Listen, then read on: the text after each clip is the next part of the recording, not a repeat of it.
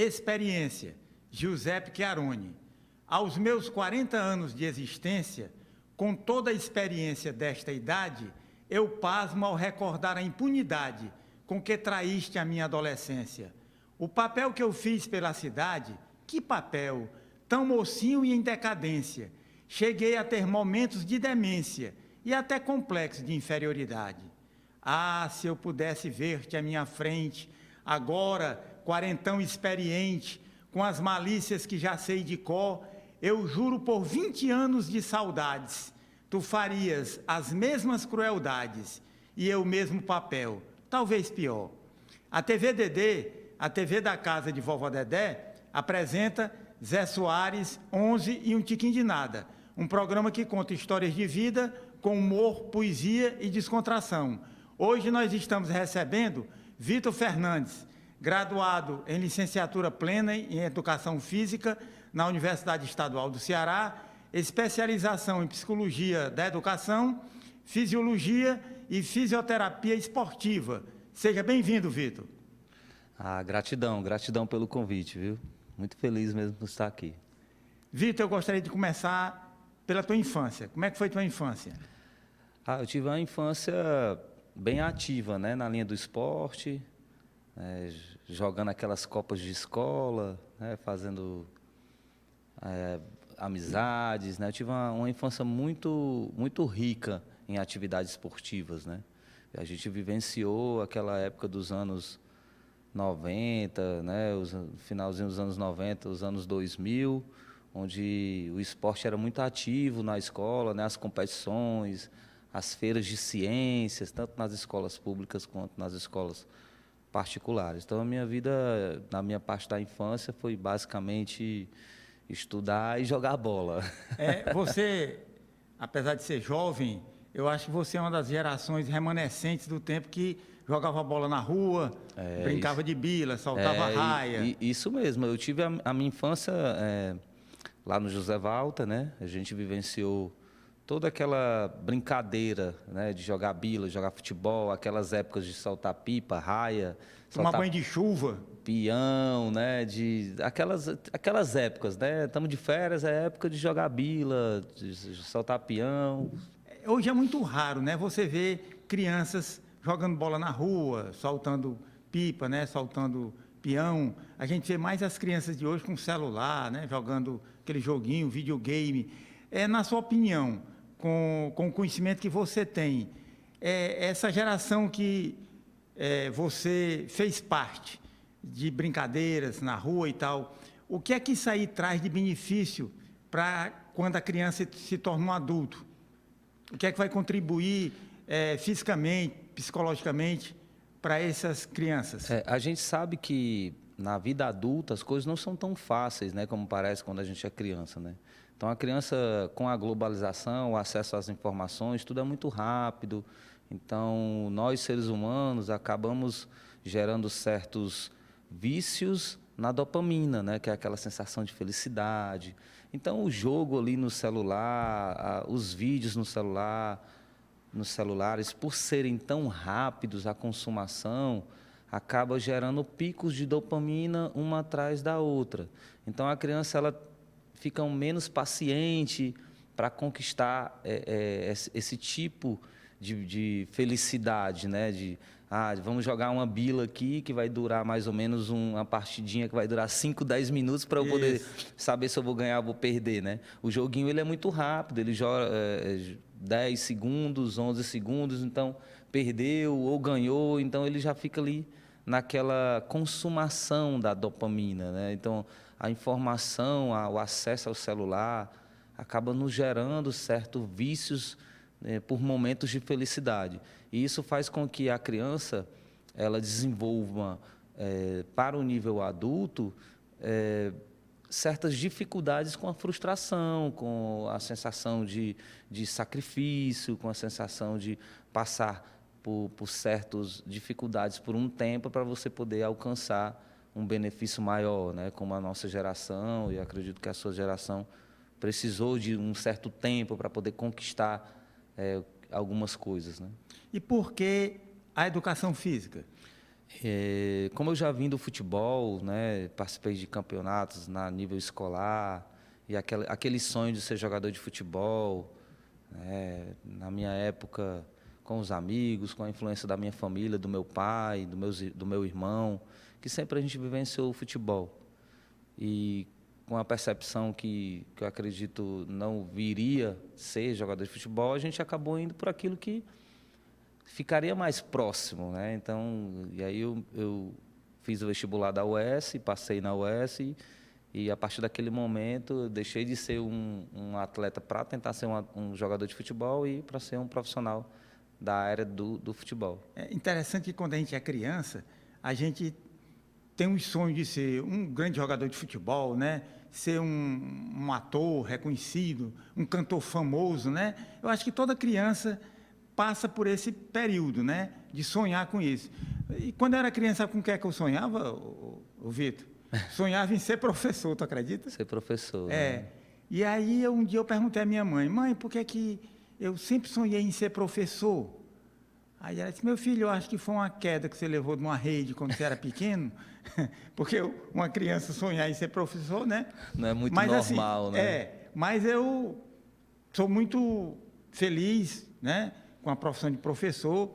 Eu acho que a profissão de professor é uma profissão que não é tão reconhecida principalmente pelo governo, mas eu acho que todos nós, em algum momento da vida, tivemos um professor. E o professor é que forma a elite intelectual de um país, né? Eu acredito que essa percepção de querer ser um professor é porque você provavelmente deve ter admirado alguma pessoa que teve essa função como um professor, né? Às vezes, nós buscamos influências e buscamos ser parecido com pessoas que a gente admira, né? Então, com certeza, quando eu queria ser um jogador de futebol, era por admiração aos próprios jogadores de futebol, por admiração ao meu pai, que gostava de jogar bola, né? Meu pai foi militar. Teve momentos que eu pensei, será que eu vou ser militar? Por admirar meu pai, né? Teve momentos, o meu irmão, por exemplo, é músico. Teve um momento que ele ficou muito efetivo na música. A gente também se vê por admirar as pessoas que a gente gosta, né? Acaba você sendo influenciado e também sonha em ser ter esse tipo de profissão. No meu caso, o esporte sempre foi muito vivo. Então, acredito que o fato de eu ir para a educação física foi para vivenciar o esporte, né? De uma maneira só por estar perto, né? O fato de eu ser um professor de escolinha de futebol na escola ou até em escolinhas de futebol que fazem competições, né? Como tem muitas hoje, eu queria estar perto do esporte, do jogo, do futebol em si. E Né? como é que você se define, Vitor? Você se define como um personal trainer? Qual é a sua definição em termos profissionais? Isso. No momento, a gente está em constante evolução. Né? Nunca me imaginei ser um personal trainer. Então, até um certo tempo, era um personal trainer, depois virou um preparador físico de atletas de futebol.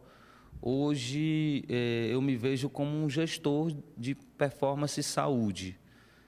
Cada vez mais a gente está destrinchando esse nome saúde e nós estamos chegando na questão da demanda emocional. Né? Tudo aquilo que lhe deixa tranquilo, né? Toda aquela questão da demanda emocional para que você possa ter um reflexo físico. Isso é extremamente notório que o atleta de alto rendimento, quando ele está bem da cabeça, quando ele está tranquilo, quando ele está vivenciando um bom momento, ele também vai vivenciar um bom momento. Ele vai desempenhar um bom trabalho. No esporte. E também nós começamos a fazer esse ciclo, essa reconexão.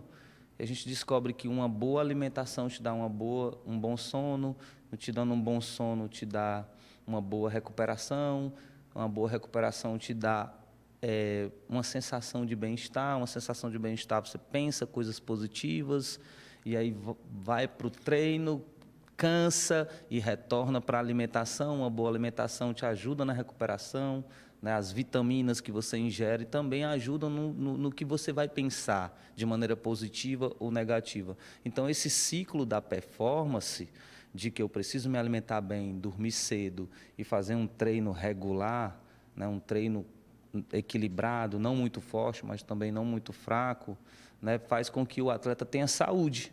E o atleta com saúde, ele vai ter uma progressão mais eficiente durante muito tempo, né? Então, você vê aí, por exemplo, atletas de alto rendimento do mundo todo, né, de vários esportes, jogando depois dos 40 anos. Né? Você vê Cristiano Ronaldo chegando aí aos 40 anos no nível bem eficiente. Você vê jogadores como o LeBron James do basquete chegando no nível, né, sendo campeão olímpico com 39, 40 anos. Eu lembro, Vitor, no meu tempo, quando o jogador tinha 30 anos, era considerado velho e já estava encerrando a carreira.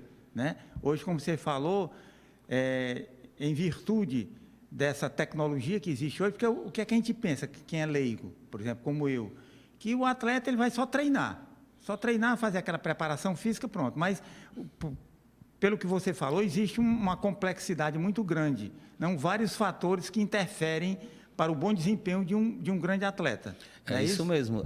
A parte psicológica, a parte nutricional. O principal do atleta é o comportamento hoje em dia. Né? O esporte está cada vez mais inserido na ciência, e a ciência ela vai deixando o achismo de lado. Eu acho que isso, né, não é interessante mais o achismo, mas sim uma fundamentação científica. Então, a ciência está muito inserida dentro do esporte hoje em dia, com a tecnologia, acesso às informações, avaliações físicas, o entendimento de uma autoanálise de cada indivíduo faz com que a gente mapeie, e mapeando nós sabemos que se nós fizermos esse tipo de intervenção, esse atleta vai estar em alto rendimento. E dessa forma, não só para um atleta de alto rendimento, mas também para uma criança em formação. Né? Então, quando você cria certos comportamentos, você insere certos comportamentos nessas crianças, elas vão ter mais facilidade de alcançar o alto rendimento. Né? Porque a criança, ela é uma esponja, ela tem muita facilidade de absorver conhecimento, de absorver habilidades, né? E isso é muito importante, e a gente está vivenciando hoje a era de entregar, inserir nas crianças bons comportamentos, né? Bons hábitos. Nós tivemos vários acontecimentos no mundo, né? Como pandemia, como guerra. Tudo isso nos leva a demandas emocionais muito altas e faz com que a gente repense em muitos comportamentos do ambiente. E acredito que, apesar de ser uma situação muito ruim, né, coisas que aconteceram no mundo, né, faz com que você faça essa análise e precisamos modificar isso. Né, eu, como pai, preciso verificar isso no meu filho, preciso estar mais perto para que ele possa ter, no processo de maturação até chegar ao nível adulto, ser um ser humano, um cidadão que consiga entregar para a sociedade o melhor dele e a sociedade ela possa evoluir. Você falando sobre isso aí, eu lembrei que na década de 70, que eu comecei a acompanhar futebol, um jogador, quando tinha um problema no joelho, que fazia a cirurgia, estava acabado para o futebol. Né? Aí eu me lembrei agora do Ronaldo Fenômeno. Eu acho que você viu, né? Um lance em que ele contundiu o joelho e ficou deformado, né? Quando eu vi aquilo dali, eu disse, pronto, esse aí não consegue mais nem andar. Eu dizendo, esse aí não vai nem andar. E ele recuperou, né? E foi um grande destaque na Copa do Mundo. O Brasil foi campeão do mundo graças, em grande parte, ao Ronaldo. Ao que aconteceu ao Ronaldo, que a gente vê a figura do Ronaldo, mas nós não conseguimos enxergar todos os profissionais que fizeram isso acontecer. Aí, né? Então, toda aquela dificuldade daquele atleta muito forte, né? E passar por aquele tipo de lesão, né? Onde tem uma luxação articular muito acentuada e você vê é notório a lesão, né? Naquele lance. E, por causa daquilo, se viu desafiado os médicos, os fisioterapeutas, a própria comissão do Brasil, né, buscando uma evolução referente àquele atleta. Então, muitos atletas hoje têm esses benefícios que foram descobertos no Ronaldo e assim por diante, com outros atletas de outros esportes, de outros países. Né? Então, hoje você vê atletas, por exemplo, que passam por certas dificuldades que há um tempo atrás ele estaria já anulado do esporte e passa por isso, né? Não só o Ronaldo, como aconteceu com outros atletas que teve problema cardíaco e retornou. Agora, quando você falou, Vitor, com licença, problema cardíaco, teve agora um jogo nacional, o time nacional do Uruguai contra São Paulo, e um jogador de 20 e poucos anos teve um mal súbito, né, em campo. Chegou a falecer. E chegou a falecer. O que a gente pensa, por exemplo, a gente que é leigo, né? Um jogador de futebol é um jogador altamente bem treinado, bem acompanhado por uma equipe médica, está sempre fazendo exame. A gente nunca vai imaginar que um jogador vai ter um problema no coração, um mal súbito, e praticamente ele morreu dentro do campo, né? Como é que se explica isso aí? Eu acredito que... Com todo o acompanhamento, né, de uma equipe médica, de educadores físicos e tudo, e acontece isso com o jogador. Eu acredito que é uma linha muito específica, né, um evento muito específico, isso que aconteceu, né? Até porque o atleta ele vem sendo inserido num alto esforço por muito tempo. Apesar dele ser jovem, 26 anos, mas até ele chegar a essa posição de jogar contra um São Paulo numa competição sul-americana, ele já vem atuando como esportista desde 6, 7, 8 anos, né? Isso. Então, ele já vem sendo exposto a um alto desgaste, né? físico mental, há né? muito tempo. Então, é algo que é um evento, é uma situação muito difícil. Foi uma coisa pontual, né? Isso aí a gente não pode generalizar. Isso, né? mesmo, né? É igual aquela história de andar de avião, né? A gente sabe que andar de avião é perigoso, né? Andar com uma máquina tão grande pelo céu. Mas dizem que é o transporte mais seguro, né? E é mais seguro, né? Entendeu? É muito relativo, né? Acredito que não só a competição, o próprio atleta, os próprios clubes não gostariam que isso fosse acontecer, né? Você falando em preparação física, que os jogadores hoje estão muito preocupados com a preparação física, que é muito importante, né? Eu lembrei agora do Djokovic, aquele jogador de tênis. Ele tem 37 anos, ganhou agora a medalha de ouro na Olimpíada, né? Isso. É o jogador de tênis masculino, né, que mais tem Grand Slam. Ele tem 24 Grand Slam. O Nadal, se eu não me engano, tem 22 e o Federer tem 20. E tem uma tenista australiana, se eu não estou enganado, que tem 24 também Grand Slam, na década de 60 e 70. E eu li uma reportagem sobre o Djokovic, que ele tinha muitos problemas físicos e ele teve que fazer um estudo, uma equipe para ver a alimentação dele. Ele mudou completamente a alimentação dele e hoje ele está ainda disputando, está agora com o US Open, né, nos Estados Unidos, e ele está disputando de igual para igual com os outros tenistas de 20 e poucos anos, né? Isso. Que é um esporte que desgasta demais, né? O desgaste individual de um tenista é muito alto, é 1h30, 2 horas de treino, né? Então, para você estar ali suportando aquela demanda física, e não só física como emocional, porque para ele atingir esse nível de treinamento, ele está muito mais preparado mentalmente do que físico, né? Então, é importante que hoje em dia, com acesso à informação, né, o achismo de lado, a utilização das fundamentações científicas, a gente sabe qual vai ser a reação, né? Ou pode prever, pode aproximar daquilo que a gente está prevendo do que vai acontecer. Aproveitando isso que tu está falando, qual é aquele exame que vai detectar que o atleta está no limiar de uma contusão A gente séria? tem vários exames, mas tem um mais comum dentro do esporte, que é o CK, né, que você consegue identificar se estiver muito alto, o atleta pode estar no desgaste físico. O CK significa o quê? O CK é um nível de sinalização, que se estiver alto, né, uma proteína muito específica, de acordo com o desgaste físico. Que está relacionado com o desgaste físico, isso, essa proteína, que está relacionado, né, ao desgaste físico. Então, quando ela está muito alta, é porque a musculatura ela está próxima de atingir o máximo e ela pode está prestes a acontecer alguma lesão, algum estiramento, alguma contratura. Além dela, a gente tem vários outros tipos de indicadores, né?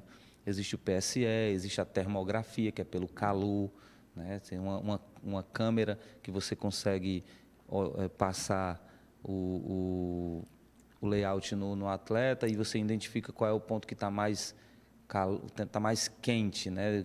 Está mais propício para desenvolver essa perna aqui ela contusão. está mais vermelha do que a outra, então ela está mais próxima de ter uma lesão, né? Então hoje, com a utilização da tecnologia, os outros indicadores, né? O CK também é utilizado, mas a ideia provavelmente vai continuar evoluindo. O esporte vai continuar evoluindo porque o ser humano é assim, né?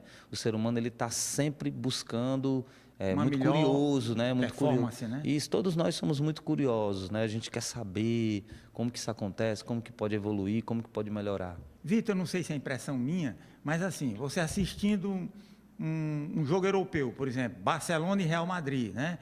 Assistindo um City lá na Inglaterra, ou um Inter de Milão, Roma, né? O Bayern de Munique, esses times de Nível europeu, vamos time dizer europeu, assim. é. Você vendo um time desse jogando e vendo um time do Brasil jogando, sei lá, um time aqui, Vasco, Flamengo, qualquer outro time desse aí, a gente nota, eu não sei se é impressão minha, mas o desempenho, a correria dos caras são muito mais, vamos dizer assim, tem muito mais habilidade, muito mais Mais rapidez, performance, né? Uma performance, pronto, É. o termo é esse, uma performance do que isso é impressão minha ou realmente Tem sim, acontece tem uma isso? mudança muito, tem uma diferenciação muito grande porque Mas o que é que você atribui isso aí? ao calendário. O calendário brasileiro ele é mais extenuante, ele é mais cansativo do que o calendário europeu. O jogador europeu ele tem um tempo maior para descansar para o próximo jogo. Isso faz com que ele tenha eficiência maior, né? O futebol brasileiro, você joga um jogo hoje, daqui a 2, 3 dias você vai fazer outro, então mas você ainda está cansado daquele jogo anterior. Ainda não se recuperou, Isso, né? ainda não aconteceu uma recuperação tão eficiente. Então, eu tive o prazer de vivenciar o campeonato italiano, assistir Inter de Milão, assistir Fiorentina, porque eu estava acompanhando um atleta que hoje é da seleção brasileira, né? Quem era o atleta? O Ederson, que é o atleta do Atalanta, que foi convocado para a Copa América. Então, eu tive o prazer de acompanhá-lo nos primeiros meses de Atalanta, quando ele chegou no Atalanta no futebol italiano. Então, eu vi jogo contra o Lazio, Napoli, Inter de Milão. A diferença física é muito grotesca. Mas o que é que tu atribui isso? Justamente ao tempo de descanso. Ao tempo de descanso. Não porque, vamos dizer assim, os preparadores físicos do Brasil são Não. inferiores aos preparadores físicos da Europa. Pelo contrário, eu vejo, não acho, eu vejo os nossos preparadores físicos. Eu tive acesso quando eu fui com o Oswaldo para a Tailândia, quando descobriram que eu era um brasileiro, todos queriam treinar comigo. Porque o brasileiro, o preparador físico brasileiro, ele é bem capacitado. Na verdade, ele é muito capacitado, justamente por essa dificuldade de calendário. Inclusive, os fisioterapeutas brasileiros, eles são excepcionais e são reconhecidos mundialmente. Acredito que isso é bom ter acesso a poder falar sobre isso, né? Dizer assim, que os nossos fisioterapeutas, eles são os melhores do mundo. Justamente por conta dessa demanda. A demanda física no futebol brasileiro é muito desgastante. Então, como é muito desgastante, ele tem que ser muito bom para deixar o jogador apto a desenvolver isso mesmo. o seu Então, trabalho. no futebol italiano, no futebol espanhol, no futebol inglês, né? Eu tenho acesso a atletas que tiveram isso. Hoje eu tomo conta de um jogador português, hoje eu tomo conta de um jogador argentino, que é o Lucas Muni, do Ceará, né? Hoje eu tomo conta de jogadores brasileiros. Mas como é que tu faz para conseguir atender a esse número de jogadores? Você tem uma equipe? Eu tenho uma empresa com vários profissionais que a gente faz atendimento desde a criança até o atleta de alto rendimento em todos os esportes, não só o futebol, né? A gente está expandindo o acesso a todos os esportes. É claro que a gente iniciou no futebol por conta da demanda. A demanda no Brasil é muito mais alta para o esporte de futebol por ser paixão nacional. E a gente está conseguindo ter bons resultados. Nós temos atletas na seleção brasileira. Todos os nossos atletas que nós temos na seleção brasileira, juntando todas as equipes do Ceará não dão os nossos atletas que estão na seleção brasileira. mesmo? Nós temos mais atletas na seleção brasileira do que Ceará e Fortaleza juntos. Né? Então, E isso não é divulgado, né? A gente não... justamente porque nós tomamos conta do atleta. O atleta ele vive um ambiente muito agressivo, é muito nocivo para o atleta de futebol. Né? Às vezes não consegue entender. Nós estamos no estádio, está todo mundo ali se divertindo, mas poucas pessoas estão trabalhando. Inclusive os atletas, eles estão ali trabalhando, eles não estão ali para se divertir como um torcedor, estão como dando o um melhor de si, né? telespectador. Então, com certeza, ele não vai dar o mínimo dele. Né? Ele está entregando o máximo dele desde a maneira que foi gerenciado pela comissão, por tudo isso. São dois ambientes diferentes. Aquele ambiente das pessoas que estão se divertindo, expectando sair feliz. Então, o torcedor ele vai para o jogo na expectativa de ganhar o jogo, de sair feliz. Mas, quando perde, existe essa possibilidade de perder. Né? O brasileiro em si, ele, por ser muito vitorioso, expecta muito vitória em cima do esporte. Porém, pode acontecer a frustração. É necessário a gente também compreender a frustração, né? Entender que aquele cara, apesar de ter errado, apesar de ter acontecido uma falha, ele deu o máximo dele, né? E ele não merece ser crucificado por isso. Até porque ele deu o máximo dele. E a sua equipe, ela é formada por quê? Por nutricionista, Isso. psicólogo? Nós temos psicólogos, nós temos pediatras, nós temos cardiologistas, nós temos fisioterapeutas, nós temos profissionais de educação física com especificações nos esportes. Nós temos profissionais que trabalham no basquete, que trabalham no beach tênis, que trabalham no vôlei, que trabalham no futebol.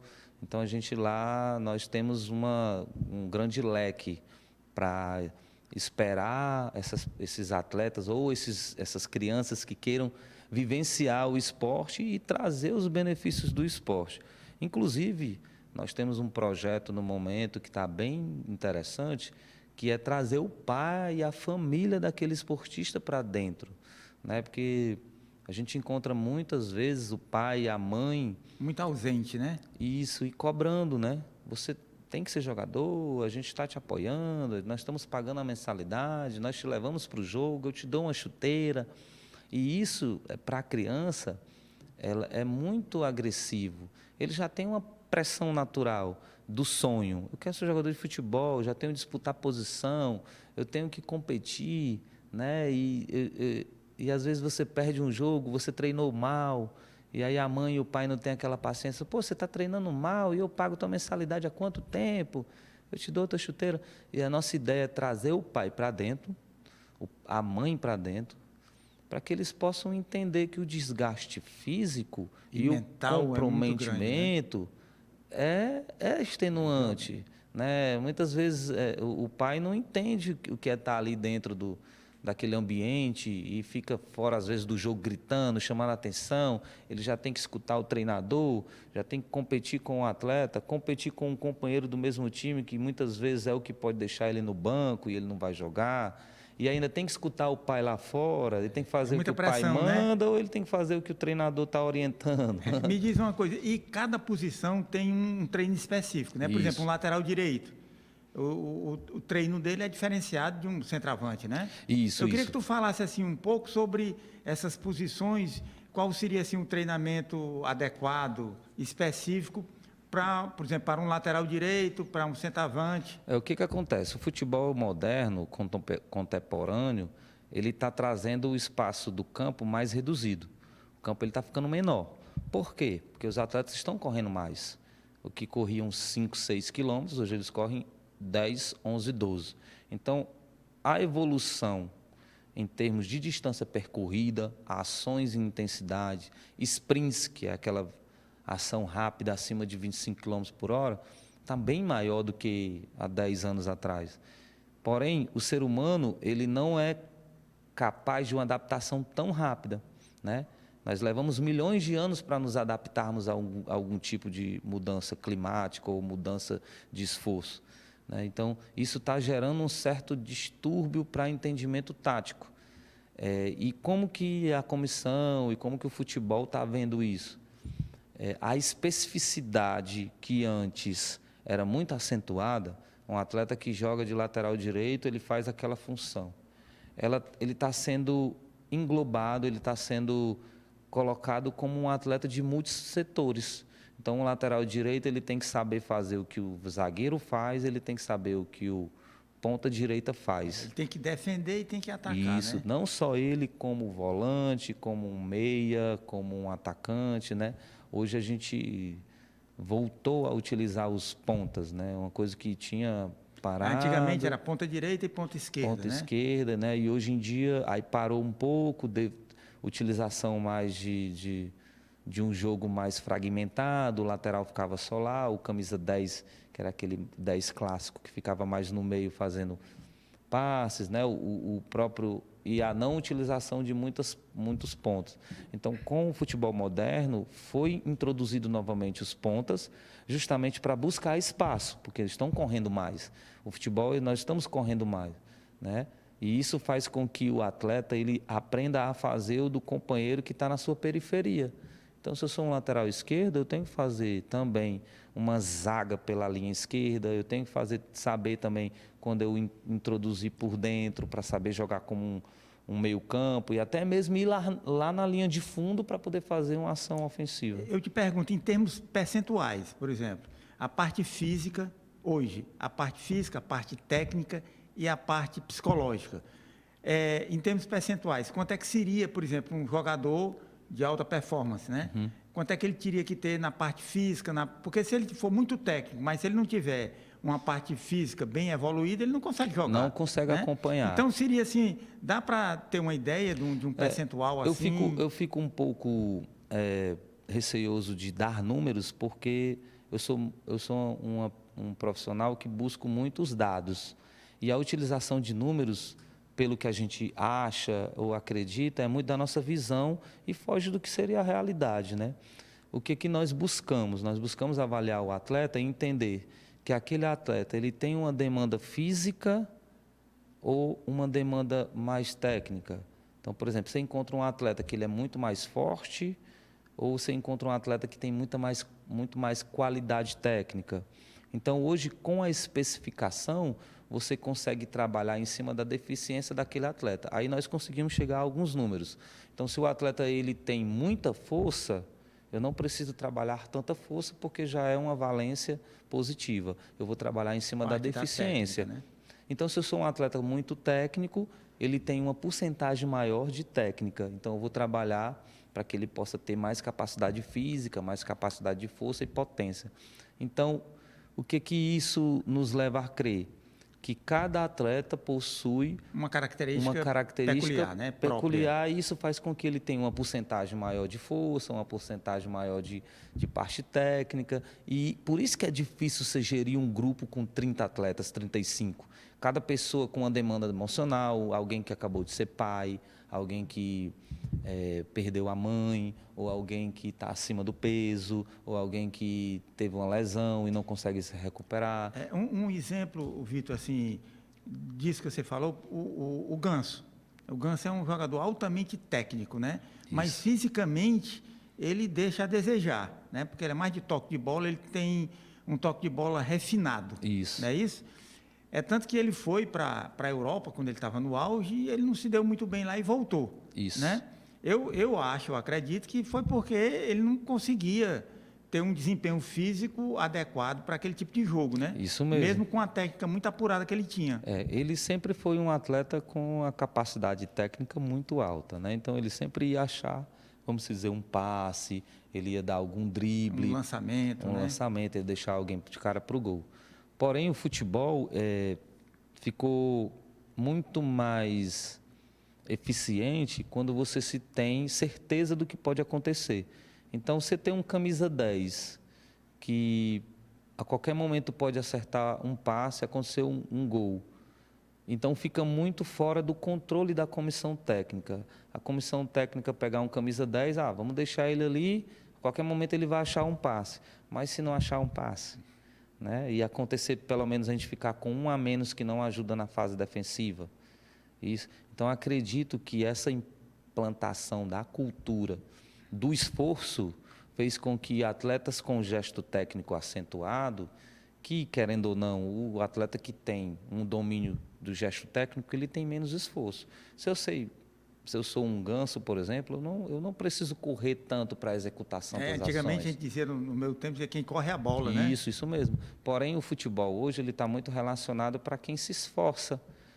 Por isso que talvez ele não foi um atleta tão interessante para o futebol europeu, porque as ações dele não estavam dentro do controle e do interesse da comissão.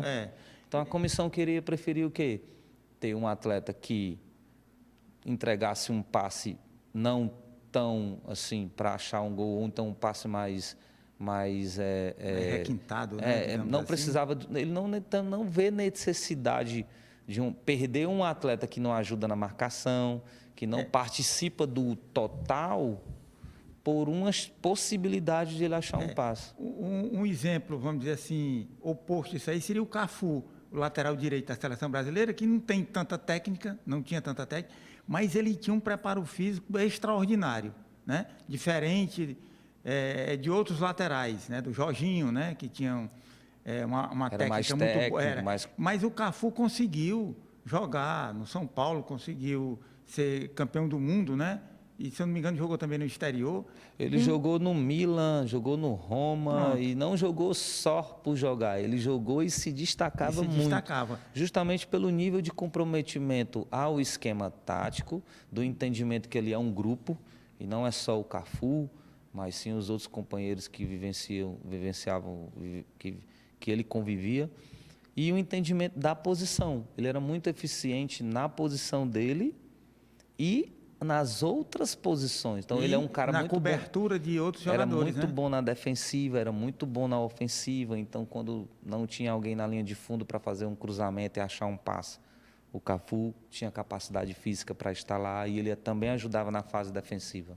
Qual foi o primeiro jogador que você acompanhou? Assim, o meu primeiro atleta de futebol de alto rendimento foi o Carlinhos, que era um jogador de futsal, né? Inclusive era do nosso bairro, né?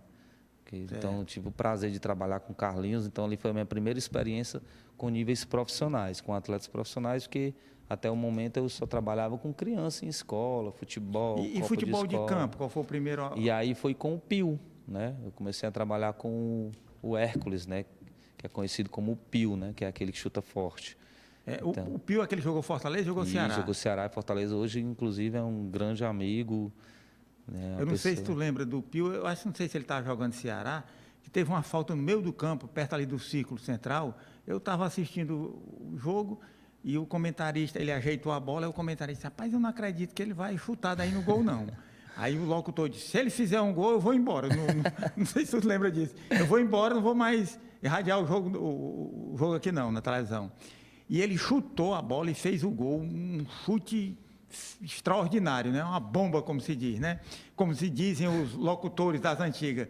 Foi lá onde a coruja se esconde, né? Lá na gaveta. Um pombo sem asa, né? Um pombo sem asa, Aí eu te pergunto, um jogador, para ter um chute tão forte como o Pio, né? Como tinha o Rivelino, né? Que jogou Seleção Brasileira, o Roberto Carlos, né? Seleção Brasileira, Real Madrid. Aqui eu me lembro, o Nelinho, que na década de 70 jogou Cruzeiro, lateral direito. Tinha aqui o BCC, que jogava Fortaleza, mas que eu não acompanhei. Mas tinha o Simplício, que era um jogador do Ferroviário, que tinha um chute muito forte. Aí eu te pergunto, um jogador para ter um chute forte, existe um treinamento adequado para isso? Ou é o jeito de bater na bola? Você como ex-jogador, né? E agora como acompanhando jogadores de futebol, o que é que você acha? Tirando pelo Pio, que é um atleta que tem uma carga muscular baixa, né? A gente sempre olha, poxa, o cara é magrinho e chuta forte, né? Além dele ter a técnica da finalização, isso de maneira pelo gesto técnico, né? Cada um se conhece, né? A melhor maneira de eu bater na bola é dessa forma. Mas em termos físicos, né? Em termos de biomecânica, o chute ele vem da linha do core, né, que é o abdômen, irradiando pela parte do quadril até a que a gente chama de ilho-pessoas, né, que é uma musculatura que vem da região do abdômen até a região da coxa. Então, às vezes, a gente acha e associa que o chute forte vem das coxas fortes, né? Isso. Roberto Carlos, ele chutava forte não só porque ele tinha as coxas grossas, mas que ele tinha um core, um abdômen muito forte, que é justamente onde sai o movimento da flexão de quadril e extensão de quadril, né? Então, por isso que ele tinha chute forte. O Pio, apesar de ter uma carga muscular baixa, né? Não é um atleta que tem muita carga muscular, mas ele chuta muito forte. Além dele ter vivenciado a categoria de base com o Marcelinho Carioca no Corinthians, então, assim, ele teve na fase de infância, né? Olha, você vê. Um grande professor, né? Um grande professor, um dos maiores chutadores de falta do futebol brasileiro de todos os tempos, né? Então, na fase quando ele era uma criança. Então, naquele momento onde ele era uma esponja, ele absorveu um conhecimento muito efetivo, né? Não só pela forma de bater na bola, pelo tamanho do pé, ele tem um pé um pouco menor, né? Ele calça 37, 38. O Marcelinho Carioca é a mesma coisa, ele tem um... Isso, o Pio ele tem um pé menor, ele não é um pé grande, é 37, 38, então ele sabe utilizar a ferramenta dele, né? Então, Vitão, então quer dizer que um atleta que calça 43 não vai conseguir chutar bem? Não, se ele souber usar a ferramenta dele, que é um pé de 43... Na bola ele não erra, né? Com um pé desse tamanho ele não erra. Isso mesmo, com certeza ele não vai errar. Então, assim, se ele souber utilizar e se conhecer, é entender que eu calço 43, mas eu não posso chutar na bola como o Pio chuta, porque ele calça 37.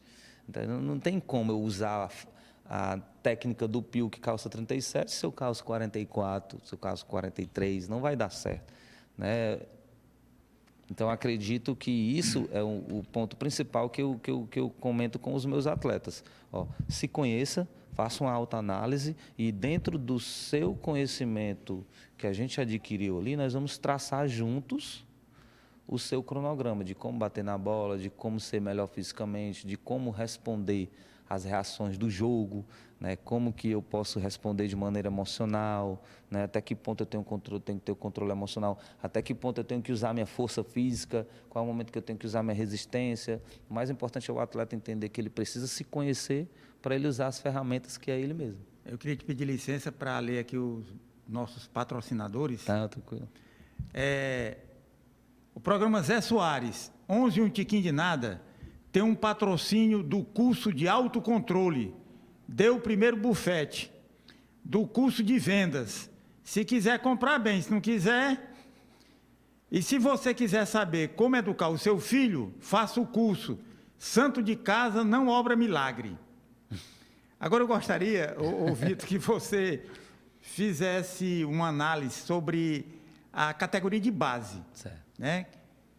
Desde criança, o acompanhamento da criança, para que, quando ele é adulto, ele tenha um desempenho melhor. Então, eu gostaria que você falasse do trabalho que eu sei que você faz nas categorias de base. A categoria de base, ele é a nossa preparação para nível profissional, né? E ele é bem característico a questão das competições, né? Sempre tem aquelas mesmas competições e não foge muito do profissional. É necessário um comprometimento, é necessário um sacrifício. Eu costumo dizer que os meninos da base, eles já são trabalhadores, só que eles ainda não recebem salário. Eu tive o prazer de trabalhar com o Fernando Praz, que ele jogou seleção brasileira, Palmeiras, Ceará. E ele falava algo muito interessante. Eu saí de casa com 9 anos, fui para o Grêmio e eu vim receber meu primeiro salário com 18 anos. Então, ele trabalhou de graça por 8, 9 anos, para ele receber o primeiro salário dele. E realmente faz muito sentido, porque ele tem horário para chegar, horário para sair, ele tem regra para cumprir, ele tem chefe, ele tem uniforme para vestir. Então, a categoria de base ela tem uma demanda muito parecida com o nível profissional, porém é muito sacrificante. Então, qual é a ideia? Fazer com que entenda a demanda daquele atleta, se eu tenho acessos, né? Se eu tenho acesso à educação, se eu me alimento bem, se eu não me alimento bem, né? Qual é o nível de competição que eu tenho que participar, qual é o meu nível. É muito relativo porque a criança, no futebol, ela é muito democrática. Você vai encontrar crianças com classe social baixa e você vai encontrar crianças com classe social alta. Então, é muito difícil dar uma receita de bolo. Isso. Por quê? Porque a criança ela sai de várias fontes, né? Então, existe a tua receita e existe a receita daquele indivíduo, existe a receita daquele outro. A certeza é que ele precisa passar pelas dificuldades. E só se passa por dificuldades e sacrifícios quem está preparado. Então, ele precisa entender, principalmente, que ele vai se frustrar, que ele vai perder, que ele vai ganhar. E todo o ambiente que ele convive, pai, mãe, e até mesmo aqueles que não têm pai e não têm mãe, né, vão ter que passar por essas dificuldades de pressão, né? Então, o mais importante para a criança, ela receber estímulos de dificuldades e sacrifícios alcançáveis. Porque se for acima daquilo que ela suporta, ela desenvolve traumas. Então, ela não consegue ir para o próximo degrau sem carregar nada do degrau anterior. Então, mas qual foi o degrau anterior? Ele sofreu muito? Foi o suficiente para fazer ele evoluir? Então, o mais interessante é você entender que até os 12, 13, 14 e 15 anos, ele está ainda na ludicidade, ele está se divertindo. E com o passar do tempo, ele vai transformando isso num nível de comprometimento maior até se transformar num profissional. Vitor, eu gostaria de saber a sua impressão da casa de Vovó Dedé. Uhum. Você me disse que não conhecia quando eu fui recebê-lo lá, mas você fez aqui um tour com a Roberta. Então, eu gostaria que você desse a sua impressão sobre a casa de Vovó Dedé. Gente, assim, eu fiquei encantado, né, com tudo que é ofertado aqui, né? São muitas coisas de qualidade, né? E o mais interessante, de maneira filantrópica, né? Não tem uma fonte de renda assim tão específica, né? Mas vem de maneira através das doações. Então, e a gente percebe o quanto que esse tipo de intervenção ela é muito necessária na sociedade, né? Porque vão ter muitas crianças, como a gente acabou de citar agora, que não vão ter acessos a esses tipos de informações. E nós trabalhamos com todos os tipos de criança, desde a criança que tem uma classe social baixa até a criança que tem uma classe social alta, porque no esporte é assim, é muito democrático, né? Você vai encontrar nas competições aquela criança que saiu de casa e não comeu nada, e aquela que saiu de casa e se alimentou muito bem, ou aquela que não dormiu bem e aquela que dormiu muito bem. E quando chega lá dentro do campo, né, dentro da competição, isso não vai mudar. E eu fiquei bem satisfeito com o que eu vi aqui, porque tem crianças aqui na casa da Vovó Dedé, que ela tem acesso a informações que até crianças ricas, com todo o seu suporte, não vai ter, né? Não vai ter esse apoio, né? A gente vê aqui aula de violino, aula de piano, né? Aula de balé. Balé, né? Então, assim, você vai ter acesso a uma alimentação nutritiva, então, que é o que vai formar, né?